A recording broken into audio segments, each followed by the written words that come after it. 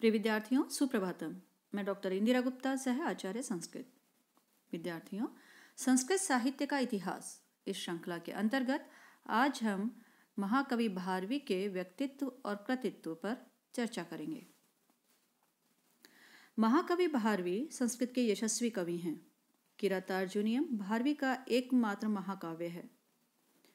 संस्कृत काव्य परंपरा में किरातार्जुनीयम के द्वारा भारवी ने नई अलंकृत काव्य परंपरा का प्रवर्तन किया, इसलिए ये युग प्रवर्तक कवि भी कहलाते हैं। महाकवि भारवी का नाम, जो मूल नाम है, वो दामोदर था। भारवी तो इनकी असाधारण काव्य प्रतिभा को व्यक्त करने वाली उपाधि मात्र थी। भारवी मतलब रवि मतलब सूर्य, सूर्य की आभा, सूर्य के प्रकाश के समान। इनका जन्म कुशिक गोत्र में हुआ और जनश्रुति के आधार पर भारवी को अपने पांडित्य पर बहुत अभिमान था, ऐसा ज्ञात होता है। और इनका व्यवहार भी अभिमानपूर्ण था। इस बात से इनके विद्वान पंडित पिता बहुत नाराज रहते थे और प्रायः पुत्र को निरभिमान बनाने के लिए प्रत्यक्ष में झिड़का करते थे। एक बार इनके गर्विले व्यवहार से क्षुब्ध पिता ने इन्हें बहुत प्रताड़ित किया। भारवी ने पिता के अपमानपूर्ण व्यवहार से खिन्न होकर एक बार पिता का वध करने का निश्चय किया और पिता के आश्रय में छिपकर मौके की तलाश में शस्त्र लिए बैठे रहे।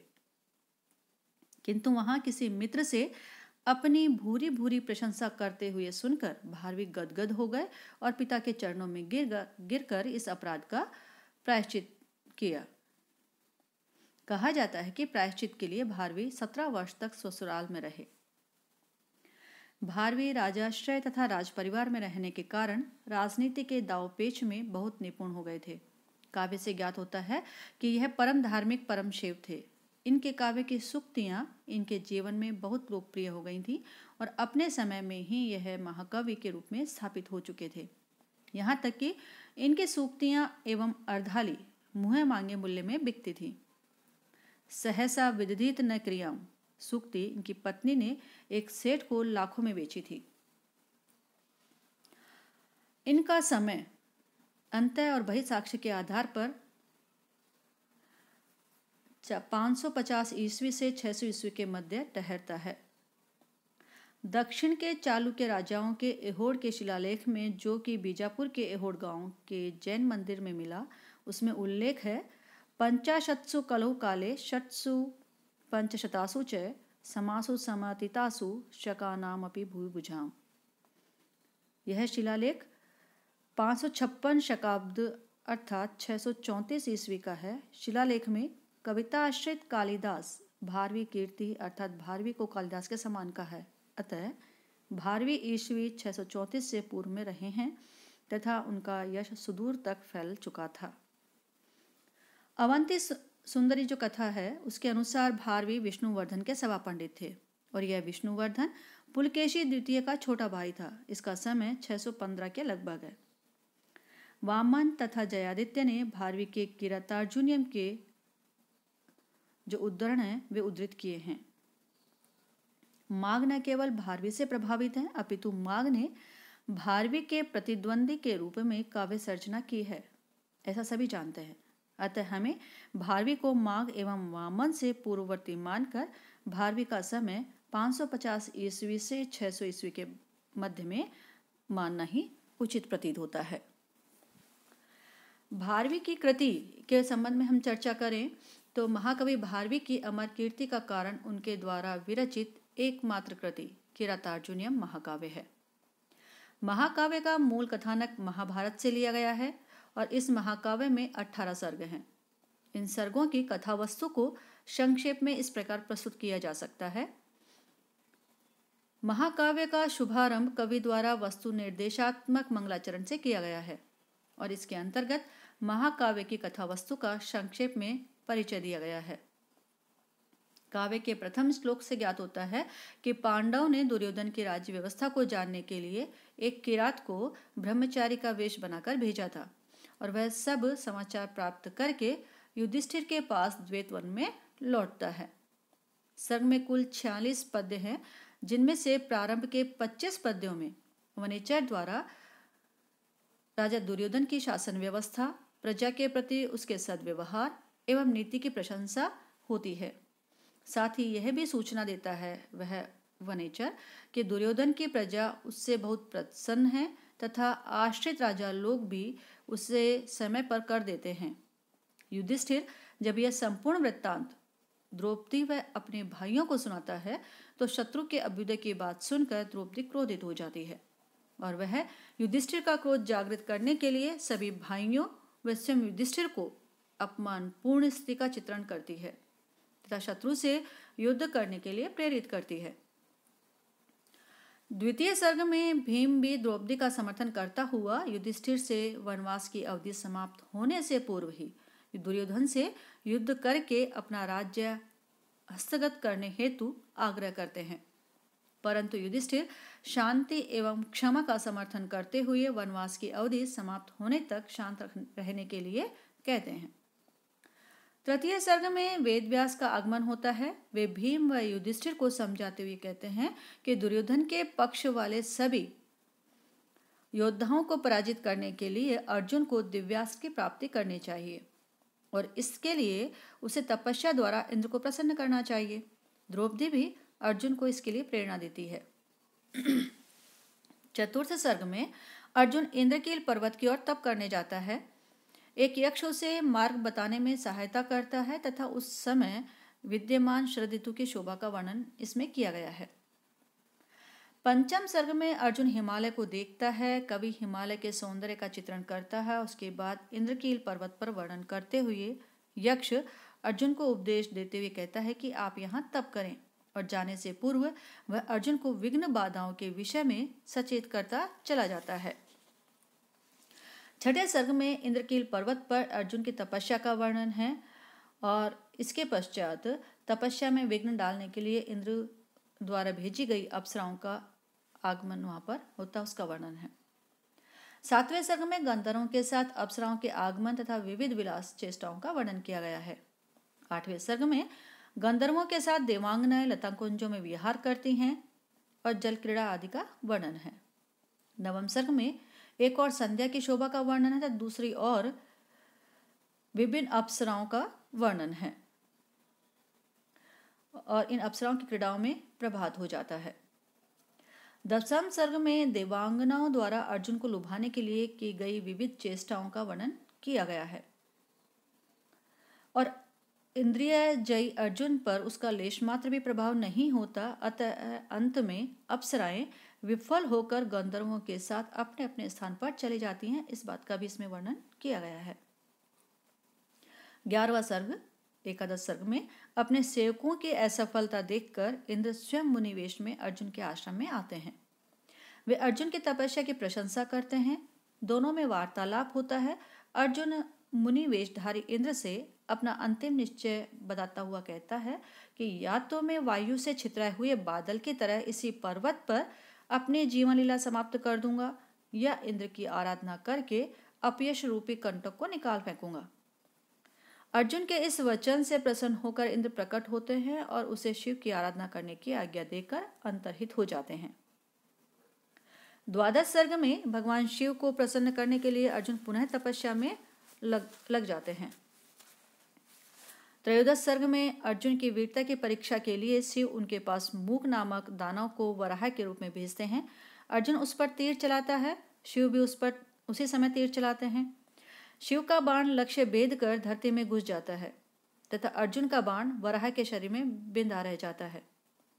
शिव का एक किरात वेशधारी अनुचर और अर्जुन दोनों वराह के शरीर के लिए बिंधे हुए तीर को लेने पहुंचते हैं। दोनों में तीर के स्वामित्व के विषय में विवाद होता है।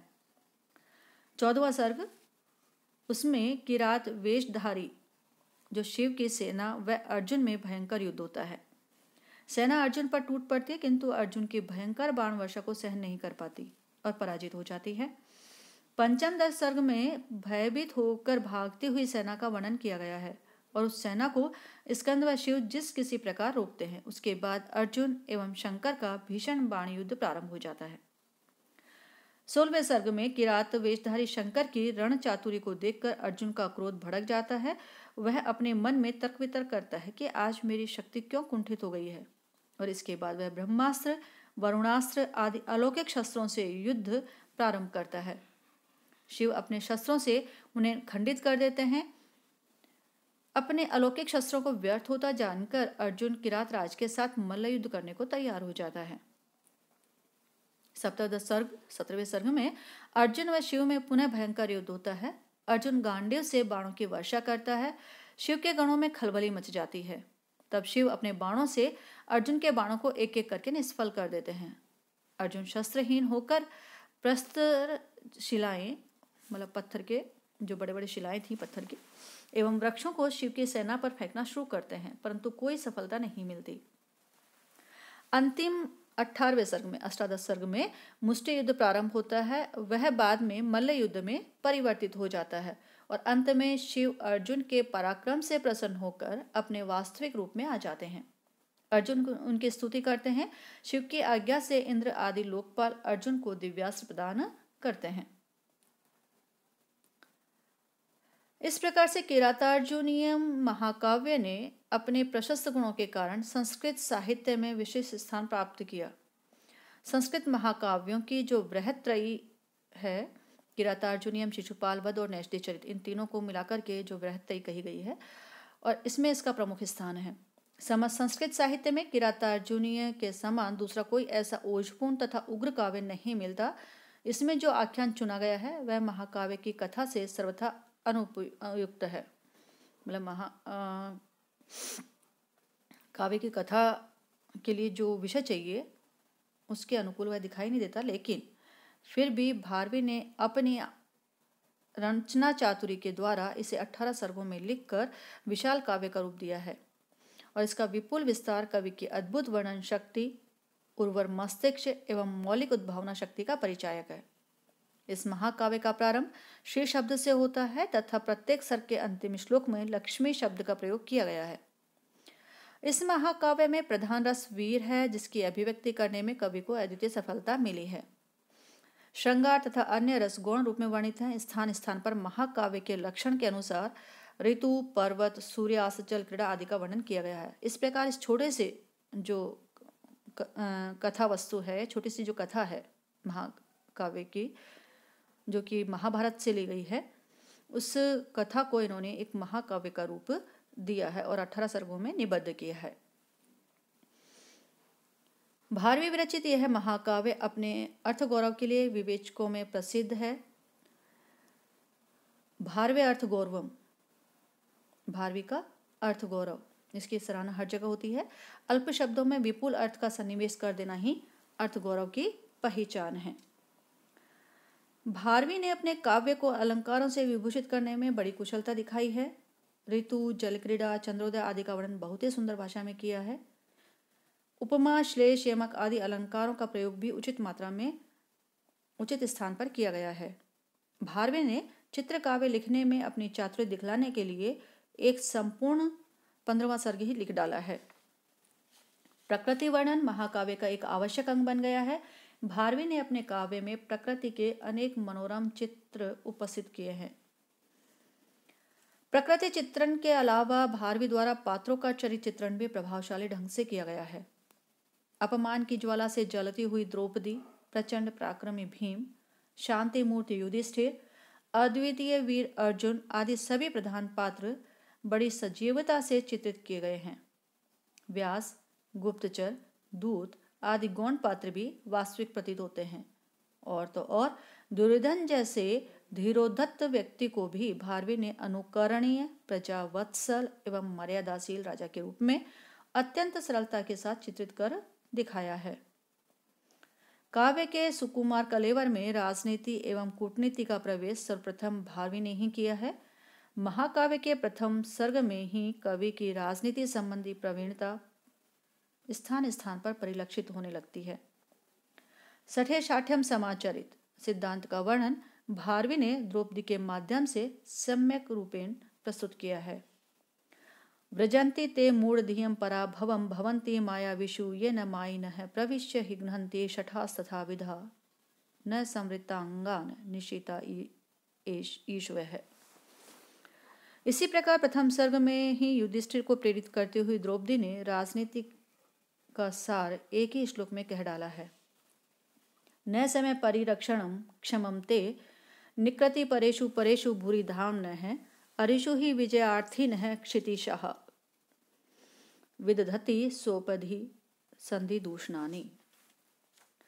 भारवी संस्कृत साहित्य में अलंकृत काव्य शैली के प्रवर्तक के रूप में प्रसिद्ध हैं।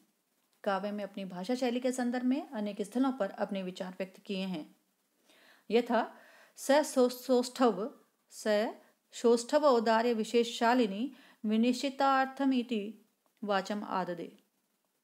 अर्थात रचना में सौष्ठव जो शब्द विन्यास की चारुता होती है वह है, औदार्य अर्थ का उत्कर्ष की शोभा होनी चाहिए तथा जो भी कुछ कहा जाए उसमें अर्थ की निश्चितता होनी चाहिए, उसमें किसी प्रकार की द्विधा नहीं होनी चाहिए। इसी प्रकार काव्य के द्वितीय सर्ग में भारवी ने भीम के भाषण के प्रशंसा युधिष्ठिर द्वारा जिन शब्दों में कराई है वही शब्द इनकी कविता के भी यथार्थ निदर्शन है। स्फुटता न पदई अपाकृता न च न स्वीकृतम अर्थगौरवम रचिता प्रतगर्थता गिराम न च सामर्थ्यम अपोहितम क्वचित। अर्थात पदों से अर्थ की स्पष्ट झलक मिलती है, अर्थ गौरव को न स्वीकार किया गया हो ऐसी बात भी नहीं है, अर्थात अर्थ गौरव अवश्य में विद्यमान है। प्रत्येक श्लोक में एक नई बात है तथा संपूर्ण वक्तव्य सामंजस्यपूर्ण है। इसी प्रकार अपनी शैली के शाब्दिक विन्यास की रमणीयता की चर्चा करते हुए भारवी ने कहा है, विविक्त वर्णाभरण सुख श्रुति ही प्रसादयन्ति हृदयामपि द्विषान् प्रवर्तते नाकृत पुण्य कर्मणाम प्रसन्न गंभीर पदा सरस्वती। उपयुक्त श्लोक में वाक पक्ष का परिचय दिया गया है। इसके अनुसार अश्लिष्ट वर्ण वाली, श्रवण सुंदर तथा शत्रुओं के हृदय को भी प्रसन्न कर देने वाली, प्रसाद एवं ओज गुणों से संपन्न वाग्देवी पुण्यात्माओं को ही प्राप्त होती है और इस दृष्टि से भारवी परम पुण्यात्मा ही रहे हैं। जैसा कि हमने पूर्व में भी कहा कि भारवी अपने अर्थ गौरव के लिए अत्यंत प्रसिद्ध हैं। संपूर्ण किरातार्जुनीयम ऐसी सूक्तियों से भरा हुआ है जो अर्थ गौरव संपन्न होने के साथ साथ भारवी के प्रौढ़ शास्त्रीय ज्ञान, परिपक्व व्यवहारिक अनुभव को भी द्योतित करती हैं। जैसे कि हितम मनोहारी च दुर्लभम वचः अहो दुरंता बलवत विरोधिता सहसा विदित न क्रियाम अविवेकः परमाप्दां पदम् न हीनात् अपरंजते जनः भवन्ति भव्येषु हि पक्षपातः रम्याणां विकृतिरपि क्षीयं तनोति सा लक्ष्मीरूप कुरुते मया परेशां सुलभा रम्यता लोके दुर्लभम ही गुणार्जनम अमृतायते ही सुतरः सुकर्मणाम। और भी हैं जैसे कि सत्ताम ही वाणी गुणमेव भाषते इत्यादि। इस प्रकार से महाकाव्यों के इतिहास में भारवी अलंकृत काव्य शैली के प्रवर्तक हैं। काव्य को अलंकारों, प्राकृतिक वर्णनों एवं शाब्दिक चमत्कारों से भूषित करने की पद्धति के दर्शन सर्वप्रथम किरातार्जुनीय में ही होते हैं। कथानक के लघु होने पर भी इसे विविध अलंकारिक वर्णों से विस्तार देने की कला भारवी से ही प्रारंभ होती है। इसी के साथ ही इस भाग को हम समाप्त करते हैं। अगले भाग में हम माघ के महाकाव्यों पर चर्चा करेंगे। धन्यवाद।